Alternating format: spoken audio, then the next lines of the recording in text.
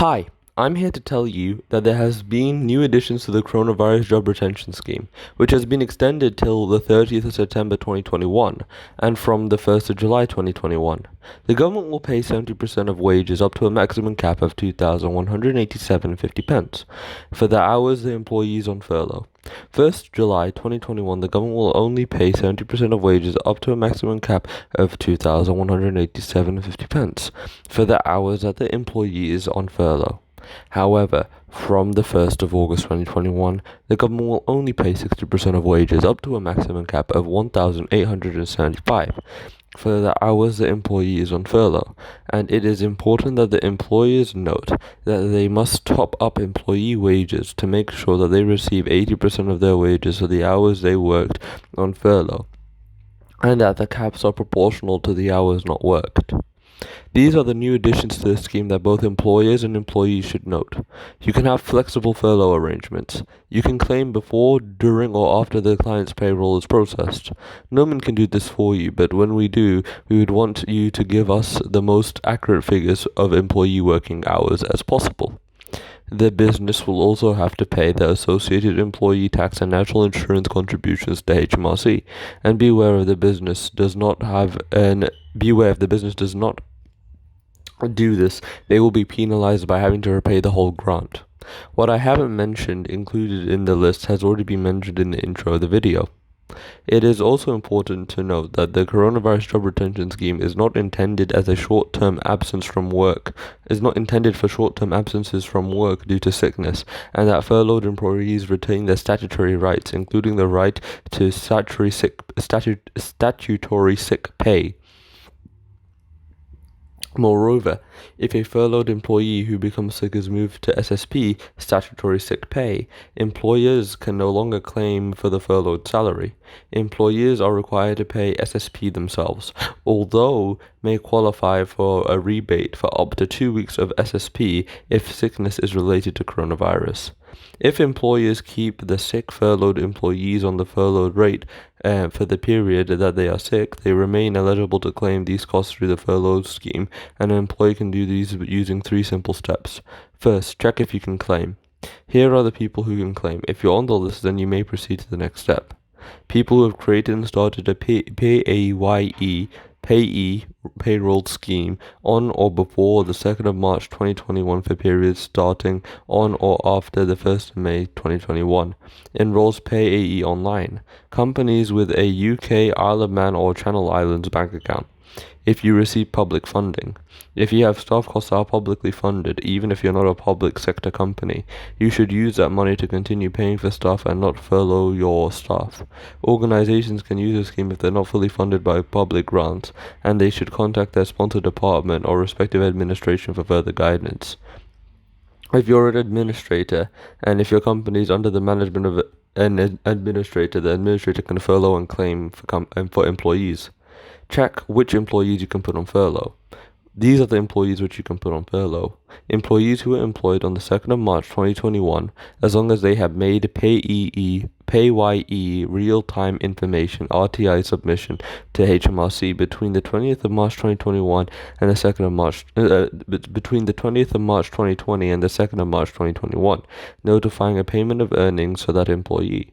You do not need to have previously claimed for an employee before the 2nd of March 2021 to claim for periods from starting on or after the 1st of March 2021. You can claim employees who have taxed as employees and reported by PAYE on any type of employment contract, such as full-time, part-time, with an agency, flexible, or 0 hour. Foreign nationals can be furloughed. Other types of employees you can furlough: office holders, including company directors, salary members of limited liability partnerships or LLPs, agency workers, including those employed by umbrella companies, limb B workers, contingent workers in the public sector, contractors in the scope of the off-payroll working IR35 rules and engaged with either public sector or medium-sized organizations or large-sized organizations, client organizations, individuals with an annual pay period. Check how different employment conditions can affect eligibility. If you employ apprentices can be furloughed in the same way that other employees can, and can continue to train whilst on furlough. However, you must pay your apprentices at least either the apprenticeship minimum wage, national living wage, or the national minimum wage as an appropriate for all the time they spend training.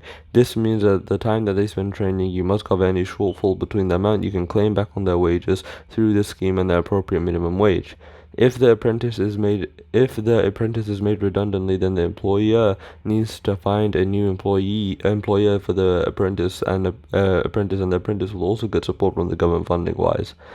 Record the apprenticeship's part completion to help apprentices find their employment when they are withdrawn because they've been unable to find a new employer. If your employees are on fixed term contracts, if the employee is on a fixed term contract that has not already been expired, it could be extended or renewed. For periods starting on or after the 1st of May 2021, you can put employees on furlough as long as been made employed by you on the 2nd of March 2021, as long as you have been made PAYE real-time information RTI submission to HMRC between the 20th of March and the 2nd of March 2021. Employee transfers under TEPI and on a change of ownership. If you're claiming for a period beginning on or after the 1st of May 2021, you can employ someone who has been transferred from another business. You can claim these under the normal rules if they are included on the PAYE real-time information RTI submission to HMRC on or before the 2nd of March 2021. Otherwise, you may still be eligible to claim in respect of the employees if the TUPI or PAYE business succession rules apply to the change in ownership. The employers can claim employee transfers on or after the 2nd of July 2021. The transferred employees have been employed by an old employer on or before the 2nd of March 2021, transferred from the old employer to a new employer on or after the 1st of January 2021, included on the PAYE real-time information RTI submission to HMRC by the old employer between the 20th of March and the 2nd of March 2021. If you are a part of a change in ownership where TUPE or PAYE business succession rules apply, then you should make sure that the information needed for future claims under the coronavirus job retention scheme is passed on. Such information may relate to working out the employee's reference dates and 80% of the employee's usual wage. Then, if you have passed the first two steps, you can calculate how much you claim using the government website. Then claim the employee's wages via yourself or by an agent such as Norman. Make sure that you have the final steps of the reporting on a payment in the PAYE real-time information. If your employee decides to end their maternity leave early to enable them to be furloughed with your agreement, they need to give you at least an 8-week notice of their return to work, but you can agree to a shorter notice in certain circumstances. You will not be able to furlough them until the end of the 8 weeks or the date that you have agreed they can return to work. However, there are a couple of things to keep in mind before you furlough an employee. Make sure the agreement is consistent with the employment equality and discrimination laws. Keep a written record of the agreement for 5 years. Keep records of how much hours your employees work and the number of hours they're furloughed, such as not working. The employees do have to provide a written response, and you do not need to place all your employees on furlough. You can fully furlough employees. They cannot undertake any work for you while furloughed full-time. Flexible furlough employees, they can work for you any amount of time and work pattern, but they cannot do any work for you during the hours you record them as being on furlough. Now, when you furlough an employee, there are things that they're not allowed to do, such as make money for your organization or any organization linked or associated with your organization, or provide services for your organization or any organization linked or associated with your organization.